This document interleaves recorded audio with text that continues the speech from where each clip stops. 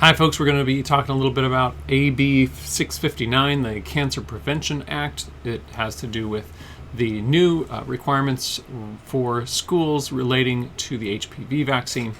And we are going to talk a little bit about a couple of events, so let's get to it.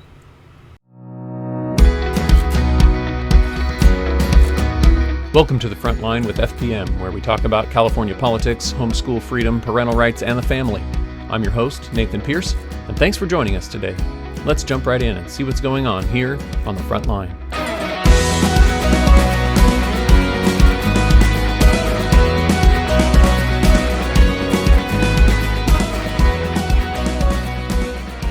All right, so first of all, I want to talk a little bit about AB 659. We've gotten a lot of questions about this, and we certainly did talk a lot about this bill last year as we were working through it.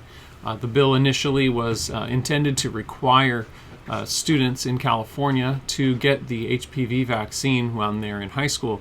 However, throughout the legislative process, we were able to get several amendments passed into this bill to protect homeschool students. But also ultimately, at the end of the day, when the bill made it all the way through the legislature, there were a number of things that got dropped out of the bill. Some were from pressure from us, and some were from other groups. So the primary thing that you can know that this bill does not do is it doesn't require anyone to get a vaccine. That's one of the big questions that we've gotten. What does AB 659 do? Does it require me to get my kid vaccinated for HPV? Does it require anybody to be vaccinated for HPV? And this bill does not do that. So there's no language in 659 as it was signed into law that requires anyone to get a vaccine at all. That part was taken out of the bill. And there are still some other things in the bill, though. There are a few things related to paperwork that schools are required to provide to parents of the children enrolled in the school. So schools are responsible to give a notice about the HPV vaccine to parents of students in the school. And that goes for a lot of schools, but it does not apply to private homeschooling families. So that you can know if you're a private homeschooling family, there's nothing in this bill that actually applies to you at all. So that's really helpful. So for those that are in a private homeschool program, of whether it's a PSP or they're filing their own private school affidavit, if you are homeschooling privately, then this bill, AB 659, doesn't apply to you. There's no requirement for a vaccine, and there's no requirement for any paperwork related to sending information to parents or to students or anything like that. So, some people have asked the question. I was told by my school, perhaps their PSP or perhaps also their charter school, I was told by my school that my child needs the HPV vaccine. Do I have to vaccinate them before they enter 8th grade? So the short answer to this is no, you don't have to vaccinate them. But it's also important to draw a distinction here. Typically, if you're privately homeschooled, you won't necessarily need to get this notice. However, if you're enrolled in a charter school where some vaccination laws do apply, that is a situation where you're likely to need to get a notice. So PSPs or private school satellite programs catering to home-based private school students don't need to get a notice from a school. However, if your kid is enrolled in a charter school, then the charter school is required to give a notice, but there's still no requirement for a vaccine. It's just an informational flyer telling you about the vaccine. So, let's see a couple of other questions. I run a private school. I'm being told by the state that I must receive students must receive the HPV vaccine. That's not accurate. That's a misunderstanding. Some folks have had a misunderstanding that perhaps the HPV vaccine was added to the list of required vaccines for school.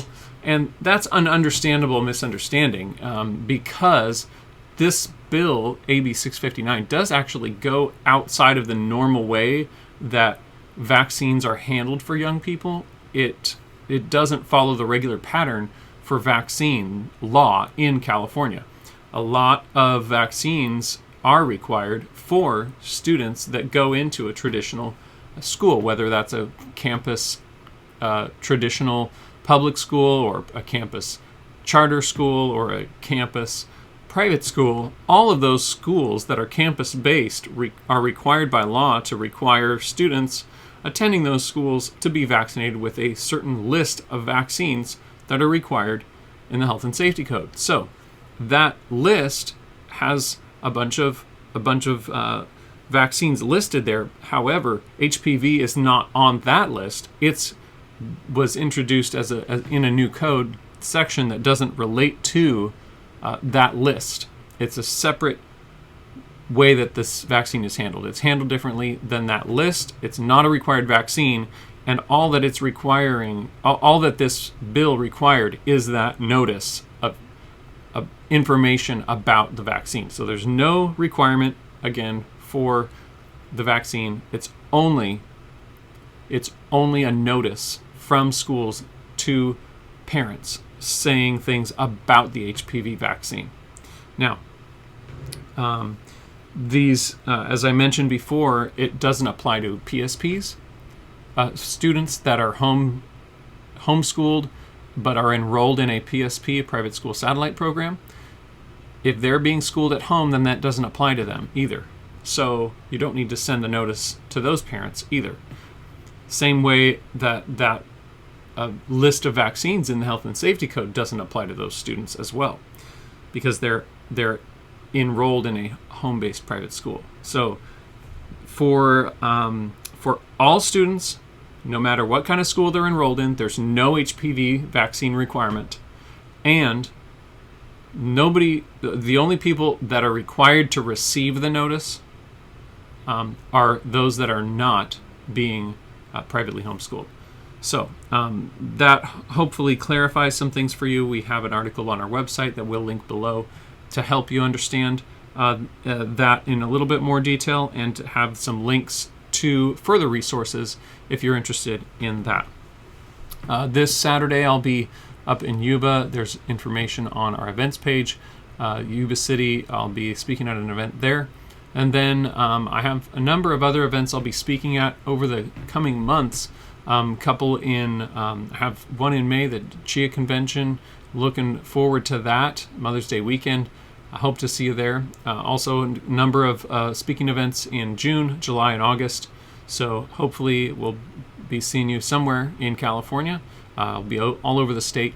So hopefully we have a number of bills that continue to get amended, and I'm really grateful for the good amendments that have taken place so far in the California law. We have seen some amendments that aren't as great, but we're still working on analyzing a number of these bills. It does take some time to get through some of them, and then we're trying to get information from the authors' offices and working with legislative staff at the Capitol to get answers to a number of our questions. And things are starting to go to committee this week. They have started to trickle into committees over the last couple of weeks. We're starting to see a lot of committee hearings scheduled over the next few weeks. We have a couple of bills that we are monitoring. If you check out our bill tracker, you'll see that there's a couple of our bills we're watching that are being heard next week, and we encourage you to be praying for those. And certainly there could be things that come up. Bills are being amended every day, so things could be coming up. So pray for us that we find everything we need to find, address everything we need to address, and that we would have wisdom in how to do that. And also that we would just be able to maintain staff and the ability to function here at the office, free from illness and other things that can drag us down. I know that we've had a number of challenges this last week, including sort of a random series of computer issues that we've run into, but we've gotten some help, and we're really grateful to God for providing for us in that. And so thank you so much for listening, and hope to see you at one of our many events in the coming weeks and months.